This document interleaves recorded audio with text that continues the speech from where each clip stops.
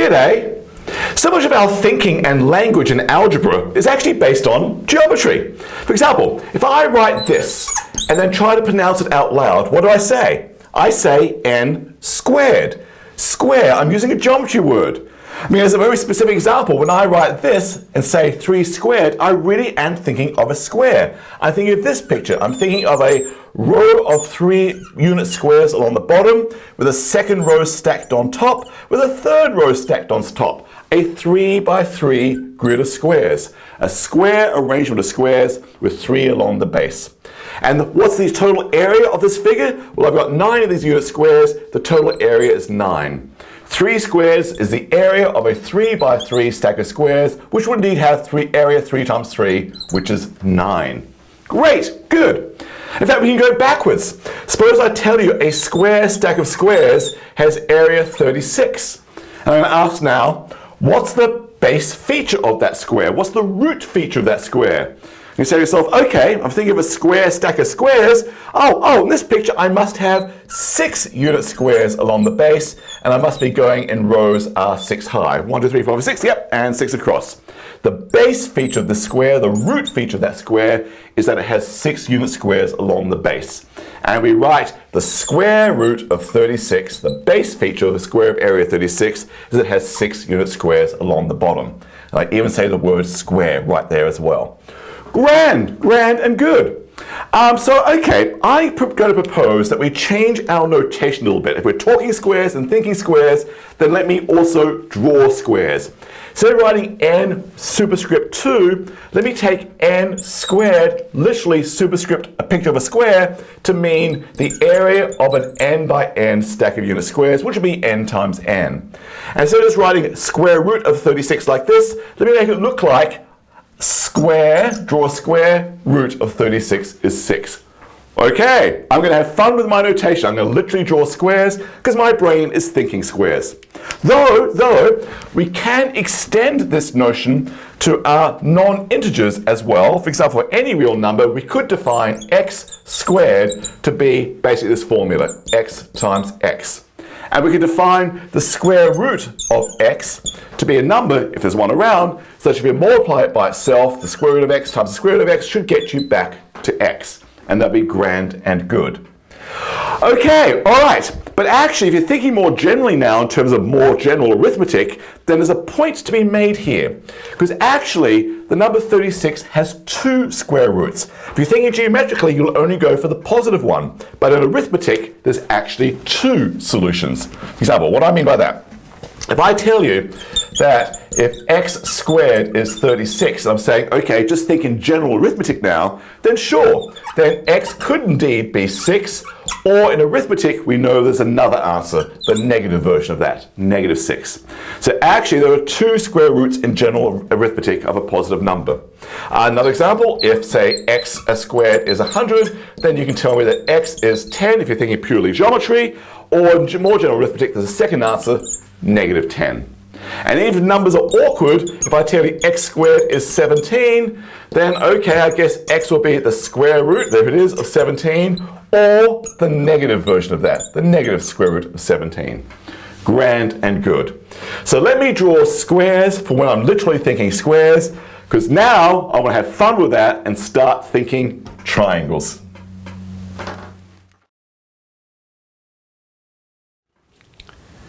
Okay, so we've just defined n squared to be the area of a square stack of squares with n of those squares along the base. Beautiful. So let's have fun.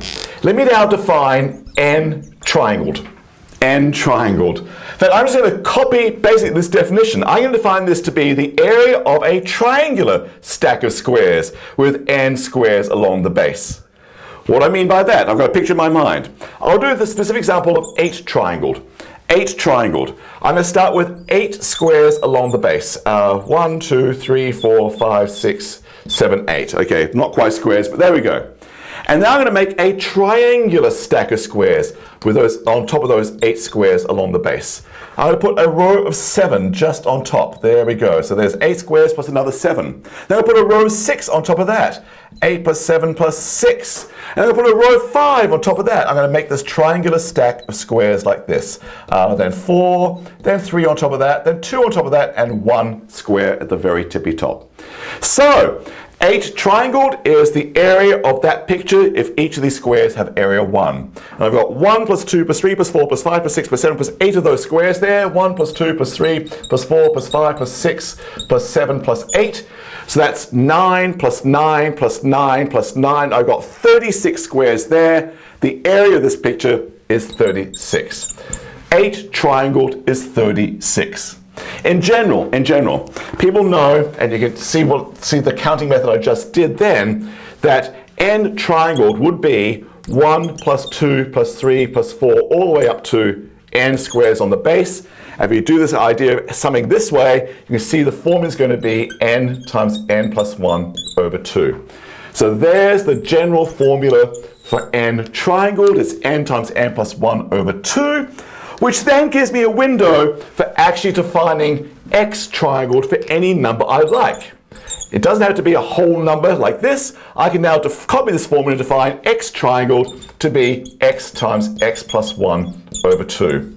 And if x happens to be a nice whole number, then it matches my intuition in that picture right there. A triangular stack of squares like that. Whoa, okay, now we've got something to play with.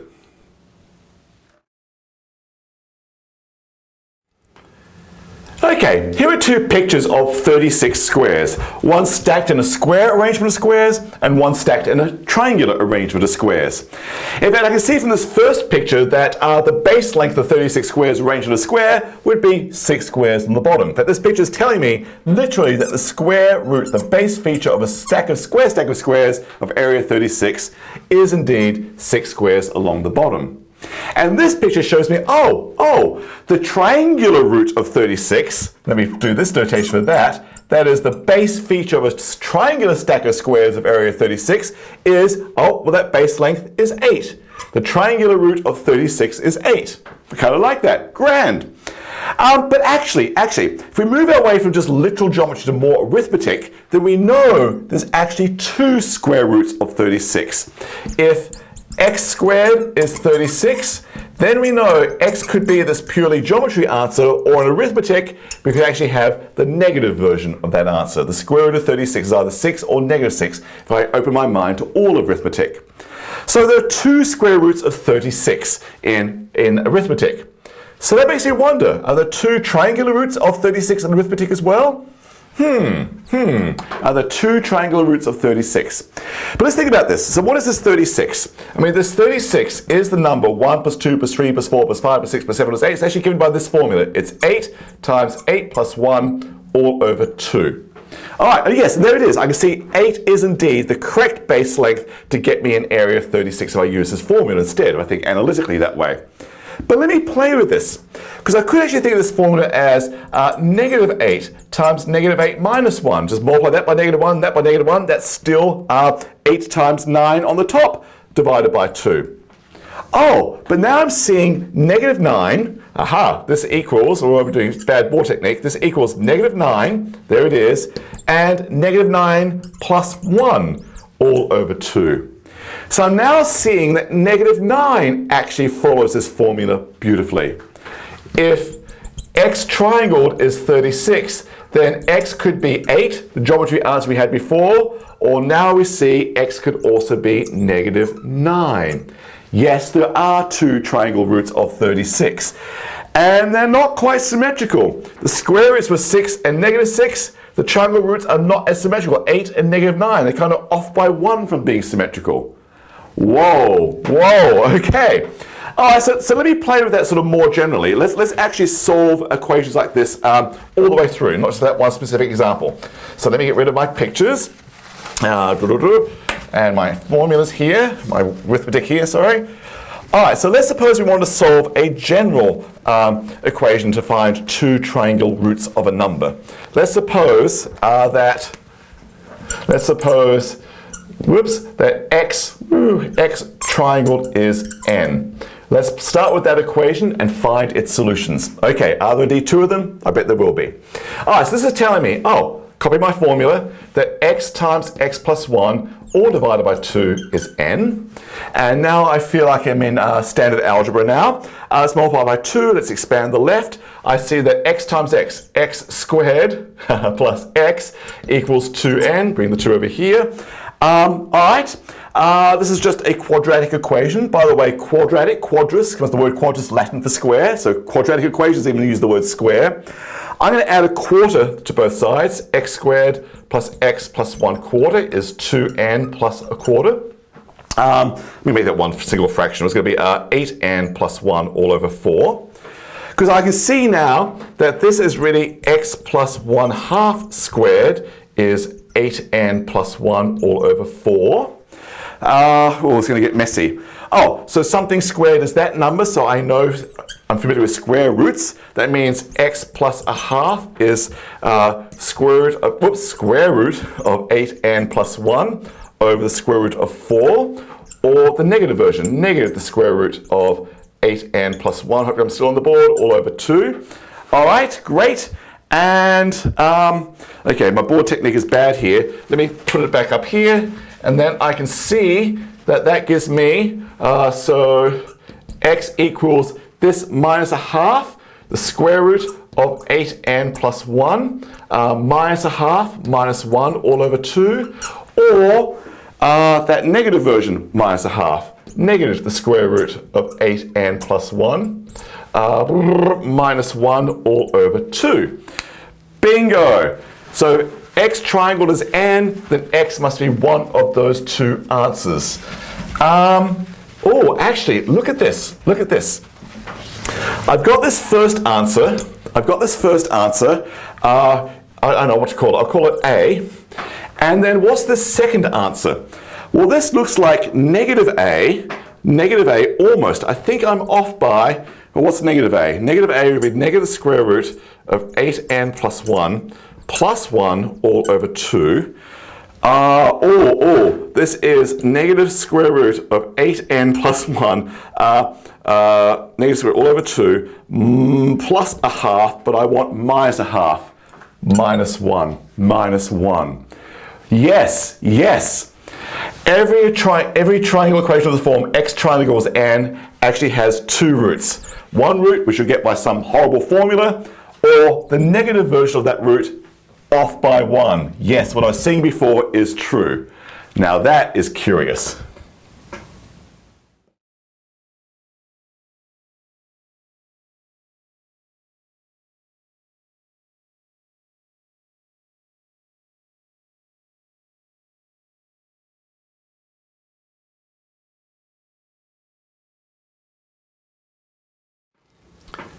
Okay, as a warm-up, let's solve some classic textbook quadratic equations. Quadrus equations. Quadrus, Latin for square. Let's solve some square equations.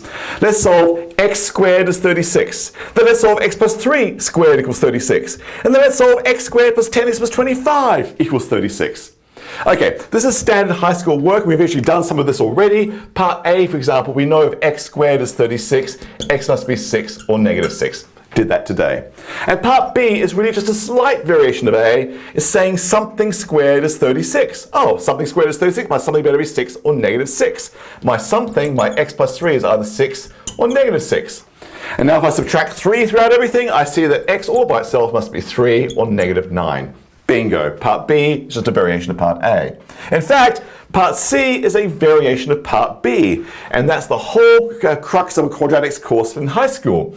To recognize x squared plus 10x plus 25 as literally a picture of a square that's fully complete. It's actually x plus 5 squared is 36, is the equation at hand here. In which case, I know exactly what to do, and off I go. But the point is, we recognize that something like this, we have a general formula, x plus a squared, we know is going to be x squared plus 2ax plus a squared. Check. X plus 5 squared is x squared, yes. Plus 2 times 5 times x, 2 times 5 is 10x, yes.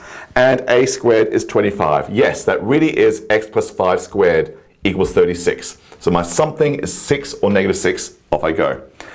All right. But of course, the fun I want to have today is not solve quadratic equations, not solve square equations.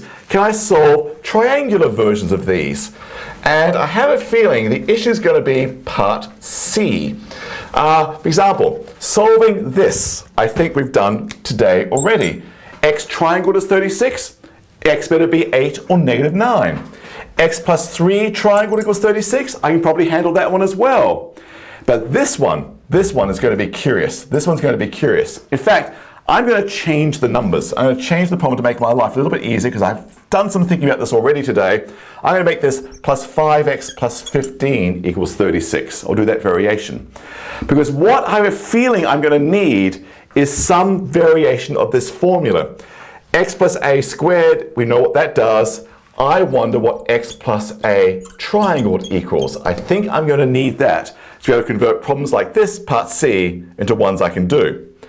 All right, so that's our challenge for right now. Before I do this homework problem, I need to make sense of this. So just to get me going, let me see if I can do a simple example, like 3 plus 2 triangled.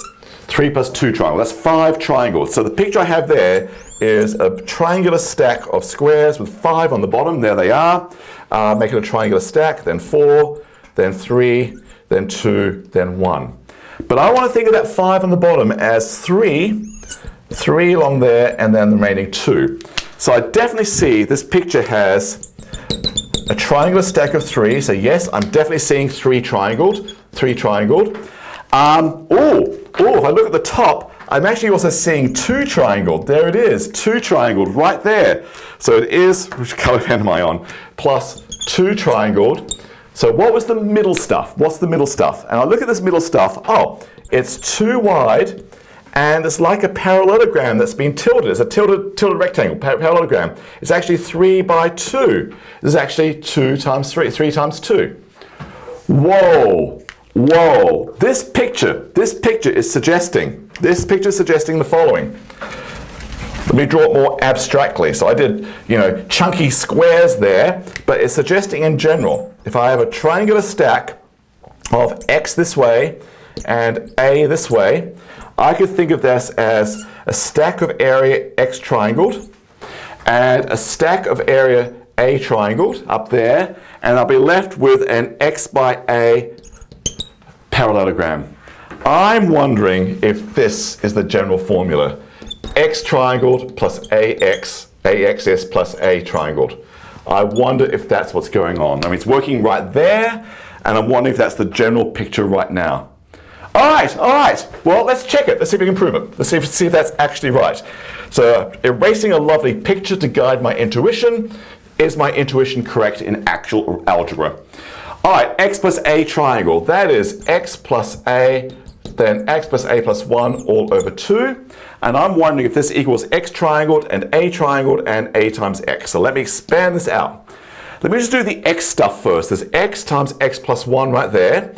X times x plus 1 all over 2. Definitely got x triangled. I'll also have an a times an a plus 1 right there. So I'll definitely have a times a plus 1 over 2. Definitely have a triangled. So what's the stuff I'm missing? I didn't do a times x. There'll be an a times x. There's a lot of stuff over 2. And I didn't do, what did I do? I did x times a, did I do x times a plus 1? I did x plus 1 times a. I'm missing, I think, that ax. I think that's the only other thing I'm missing, that ax. Everything else is covered. A squared and an a squared and an a, x squared and an x, yep. Ax and ax plus ax. Yes, this really is x triangled plus ax plus a triangled. Whoa, so now I am set to start solving my triadic equations. I bet I can now use this formula, which is no longer questionable. Okay, part A, x triangled is 36. So that tells me I know x is going to be 8, or the negative version of that, 1 down.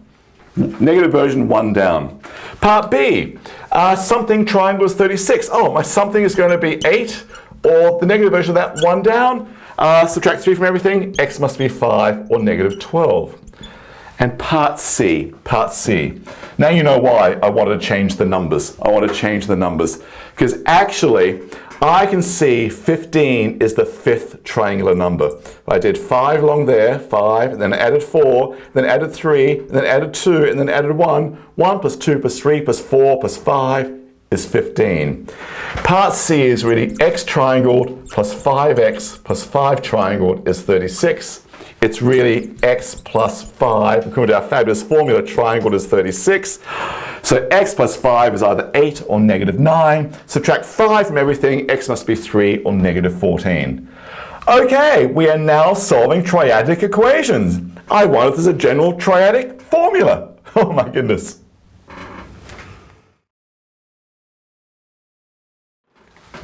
Alright, we all know from high school the classic quadratic formula. If ax squared plus bx equals c, then x is given by that formula. Negative b plus minus the square root of b squared minus 4ac all over 2a. So my question now is there a triadic formula? If a triangled plus bx plus c equals 0, then x must be what? Okay, let's see if we work it out. Before I do that, let me just do one more practice example. Let's see if we can solve x triangled plus 4x plus 9 equals 35, say. So I look at that and say, okay, I'm going to do the classic thing. To get this formula, you complete the square. Let me now do what I was trying to do earlier on. Let me now complete the triangle. Let's complete the triangle. As I see, I'm going to have a triangle of which I want one part to be x triangled, which must have a base length of x. Then I see I've got 4x there, which means I want the next part to be base length 4, which means, oh, that's my little parallelogram right there, 4x. Which means the final piece I want is 4 triangled to be the missing piece. And 4 triangled has area 1 plus 2 plus 3 plus 4, which is 10. So I want this number to be 10, and I don't have 10, I have 9. Okay, but don't panic. If there's something in life you want, make it happen. If you want 10, make it happen. Add 1. But deal with the consequence. I'm adding 1 to the left, I better add 1 to the right. So let me now rewrite this equation as x triangled plus 4x plus 10, I like that 10, is really 36. And why do I like that 10? Because it's 4 triangled. Let's do neater handwriting, James. 4 triangled. So I can now see this equation was really, x plus 4, there it is, x plus 4 as a triangle is 36. Back to the same example before. X plus 4 must be the triangle root of 36, or the negative version of that, 1 down, negative 9. So x must be 4 or negative 13. Beautiful, beautiful, grand and good. We literally drew a picture and completed the triangle. Okay, so now can we do that more abstractly? Can we do it for a general equation like this? Now I was being a little bit sneaky here. I did not put a number in front here. I've got an a there. So what I'm going to do now, it's not going to be pretty. I'm not saying I recommend what I'm doing in this video. I'm just having fun playing with the mathematics and the ideas of quadratic equations made triangular. But let's play with this equation. Let's see if we can solve ax triangled plus bx plus c equals 0 using exactly the method I just did then, which was don't have a coefficient other than 1 in front. So let's divide everything through by a. So x triangled plus an awkward number b over ax plus c over a, another awkward number, equals 0. Great. Let's complete the triangle. I want an x triangled piece, x triangled, which has a base length of x. I want a parallelogram, which I've got the side length of x, which means I want a base length of b over a there, which means I want another triangle, which is b over a triangled for the area of that piece right there. So that means I want not that number, so let's subtract it out, let's get it away, and I want that number in its place. So let me rewrite this as x triangled plus b over ax plus b over a triangled is added b over a triangled, take away c over a. All right, why do I like that? Because that's the picture of a perfect triangle. I can see this is really x plus b over a triangled is actually b over a triangled minus c over a, that very awkward number. All right, so, the quadratic formula, the squared formula is about square roots. I'm going to keep this in terms of triangular roots. So I can say, that tells me my b over a triangled is that number, so x plus b over a must be the triangle root of this very awkward thing, triangled minus c over a. Or, I'm in arithmetic, the negative version, negative version of the triangle root of this beastly thing, b over a, triangled minus c over a, 1 down. 1 down. Which means x all by itself, let me add negative b over a to both sides, and I think I've got it now, just need more space. Split up here, goodbye, completing the triangle picture.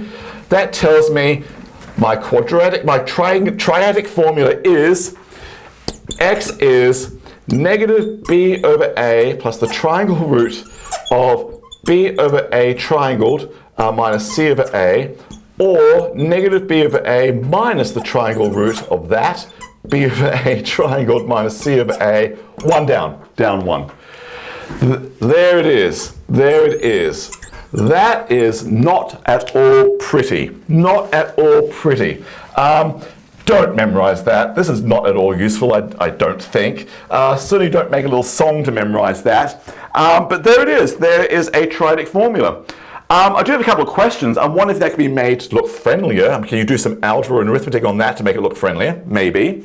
I wrote this formula in terms of triangle roots, which seems to be appropriate for the problem, but maybe it looks friendly if I rewrote it all in terms of square roots. Maybe it looks friendlier that way. Maybe it's worth playing with that a little bit to see if we can make it look friendlier. But here's what I love about that. As, you know, just I'm just being quirky and having fun here, but I've just done the square formula, the quadratic formula. I've just done the triangular formula. I'm playing with triangular shapes. I'm playing with square shapes. Of course, this is an invitation for more. There are more types of numbers out there, figurate numbers, polygonal numbers. We've got triangular numbers, square numbers, there are also pentagonal numbers, hexagonal numbers, septagonal numbers, and so on and so on. I'm wondering if this is now a journey of trying to find ways to generalize the triadic formula, quadratic formula to all types of polygonal numbers. Whoa, whoa, that is a research exploration. But let me talk about that. Let me show you how you actually create those other types of numbers and launch us on another journey.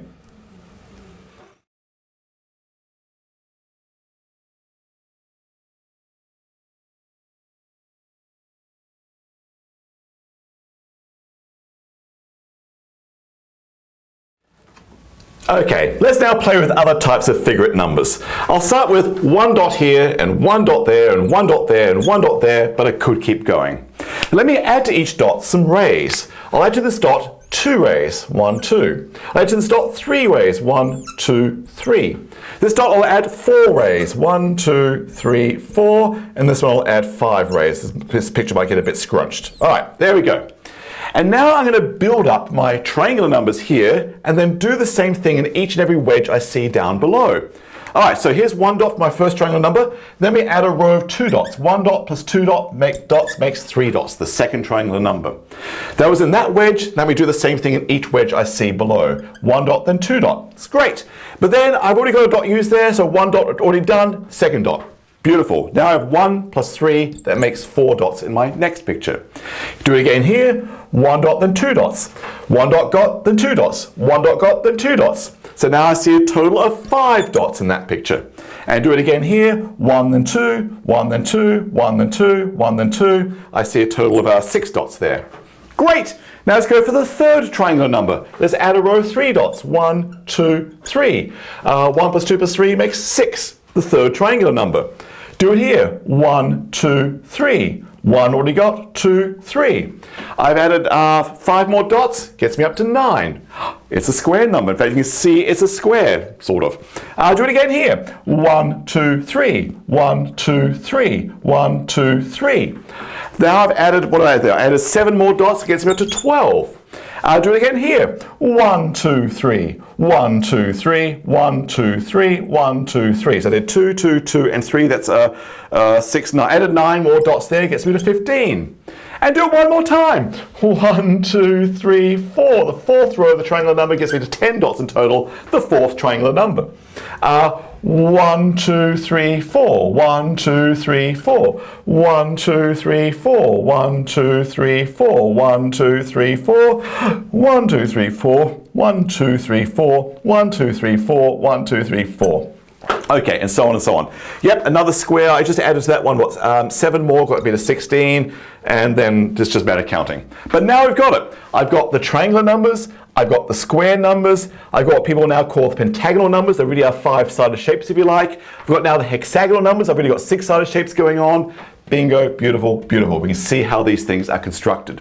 In fact, that you see something beautiful in these constructions, because right now, what I've got right now is the 4th triangular number. There's the 4th triangular number. And I can see that 4th triangular number in the picture below. There's that 4th triangular number. But then to get the square number, I also added a slightly smaller triangle, the 3rd triangular number, the one below it, one before it. In fact, I can see the same thing happening here in the pentagonal numbers. There is my big 4th triangular number, but now I have 2 copies of the one just before it, the 3rd one plus the 3rd one. And here I've got again the big 4th triangular number, the stage I'm at, plus I've got now 3 copies of the one just before it. All right, so that's now telling me this. I'll get rid of these numbers, just to give myself some space. But if I know this is the nth triangular number, and I know a formula for it, it's actually n times n plus 1 over 2, then I can see that this square number is really the triangle number I've just got, there it is, plus the one just before it. I know a formula for that. I know a formula for that. If you do the algebra, I bet all that stuff works out to be n squared, the square numbers. But now I can see how to get a formula for the pentagonal numbers.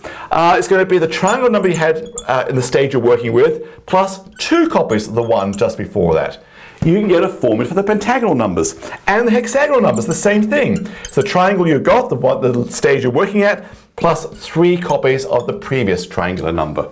You've got a formula for that. In fact, I could keep going. Here's how you construct the polygonal numbers, and here's how you can get formulas for them, which is great and grand.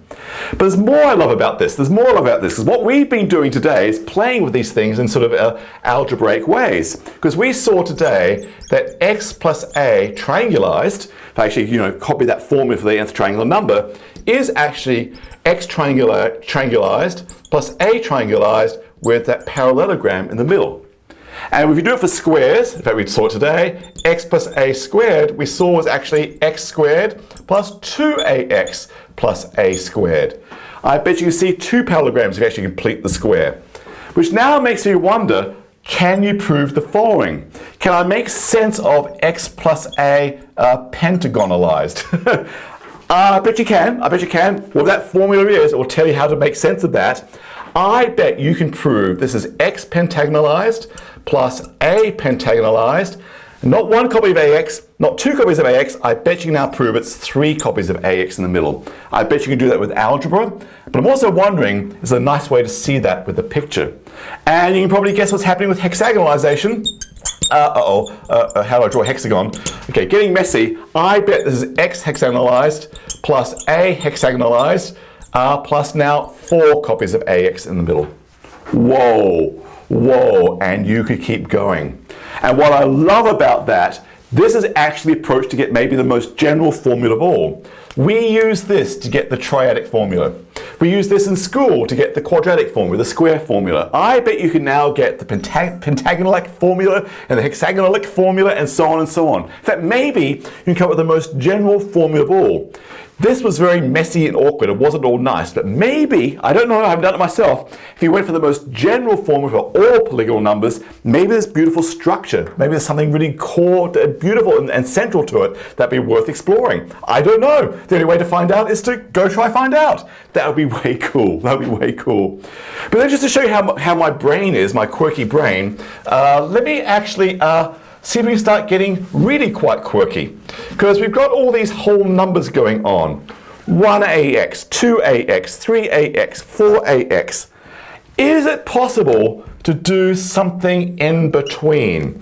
That's not a good marker, but let's do this one. Is it possible to come up with some version of raising stuff to some power in some sense? I don't know what it is. I'll just write stuff, whatever that's going to be, where I've got an in-between version of being triangular and square, where this would be x to whatever that weird power is, plus a to whatever that power is, but something halfway between ax and 2ax, namely 1.5ax. Is there a way to have some sort of powering of some type that gets me halfway between being square and triangular? And if the answer is yes with algebra, Could the answer also be yes with geometry? Is there something that's halfway between being a square number and a triangular number that makes sense? Whoa. And then can you keep going, do all other in-between type stuff. Mind-blowing, weird. And might there be a quadratic-ish type formula for those things? Oh my goodness, there's so much you can do, so much to explore. That's the wonder of mathematics. Just playing can just be a delight and a joy. It can be awe-inspiring, it can be daunting, it can be all those things. It's very human. All this play is just grand, so I invite you to play.